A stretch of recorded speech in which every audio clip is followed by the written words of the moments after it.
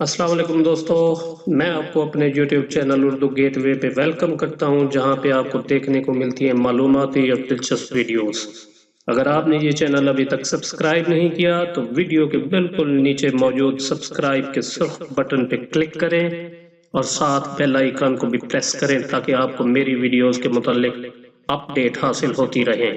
تو بڑھتے ہیں ویڈیو کے ٹاپک کی طرف۔ دوستو، اس بات میں کوئی شک و شبہ نہیں ہے کہ دبئی اس وقت ایک معاشی ہب بن چکا ہے۔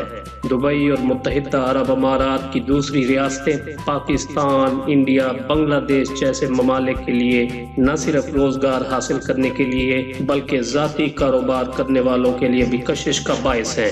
لیکن بعض اوقات ایسے واقعات بھی سامنے آتے ہیں کہ بہت سے ترقی پذیر ممالک کے لوگ، جن میں پاکستانی، انڈین اور بنگلہ دیشی قابل ذکر ہیں، شعور اور آگاہی نہ ہونے کی وجہ سے ان ریاستوں کے قوانین کی خلاف ورزی کر بیٹھتے ہیں، جن کی انہیں سخت سزا بھگتنا پڑتی ہے۔ دوستو، 2001 کے بعد بیرون ملک جا کر کام کرنے میں بہت تیزی آئی ہے۔ اس کی ایک بڑی وجہ بہت سے جعلی اور فراڈی ایجنٹس بھی ہیں، کیونکہ زیادہ تر نوجوان بیرون ملک جا کر نوکری کرنے کے لیے انہی فراڈی ایجنٹس کا سہارا لیتے ہیں۔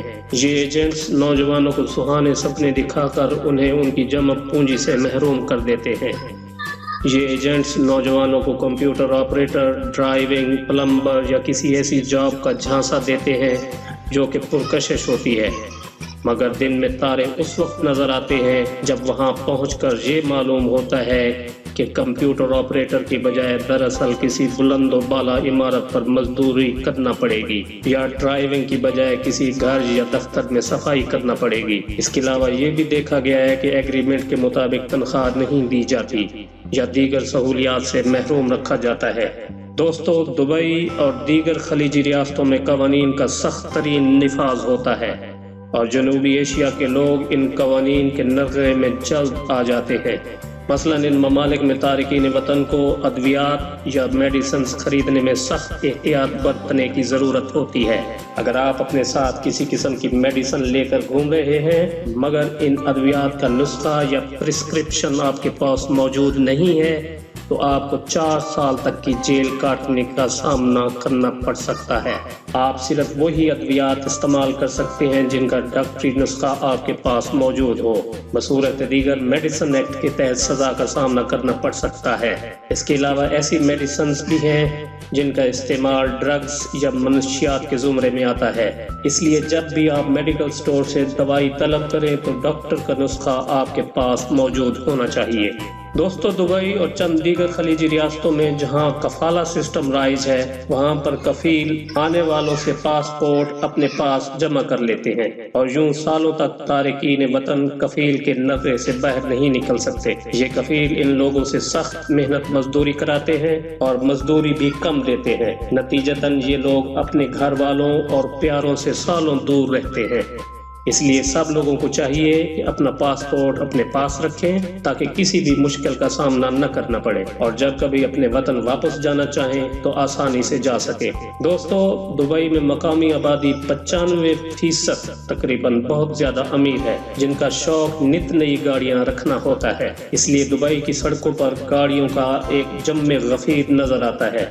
یہی وجہ ہے کہ یہاں پر ڈرائیونگ کی جاب آسانی سے مل جاتی ہے، مگر پاکستانیوں اور ہندوستانیوں کو جو مسئلہ درپیش ہوتا ہے وہ ہے لیفٹ ہینڈ ڈرائیونگ، جس سے ہم آہنگ ہونے میں کافی وقت درکار ہوتا ہے۔ لیفٹ ہینڈ ڈرائیونگ کی وجہ سے بعض اوقات ڈرائیور ایسی غلطی کر بیٹھتے ہیں کہ جس کی سزا جرمانہ، قید یا ملک بدری ہو سکتی ہے۔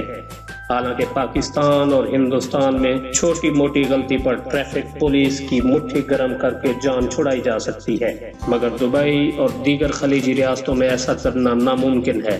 دوستو، دبئی میں مسلمان اکثریت میں ہے، لیکن اب دبئی کی ریاست ایک لبرل ریاست کا روپ دھار چکی ہے۔ یہی وجہ ہے کہ یہاں پر بڑے بڑے شراب خانے وجود میں آ چکے ہیں۔ شراب کے حوالے سے بھی یہاں قوانین سازی کی گئی ہے، جس کے مطابق کھلے عام شراب نہیں پی جا سکتی اور شراب پی کر ڈرائیونگ کرنے پر بھی سخت سزائیں ہیں۔ دبئی میں ایسے ریسٹورنٹس بھی موجود ہیں جہاں پر ہر قسم کی برانڈ کی شراب بآسانی دستیاب ہوتی ہے۔ دوستو، دبئی میں تیل کی قیمتیں ایک معقول سطح پر مستحکم رہتی ہیں۔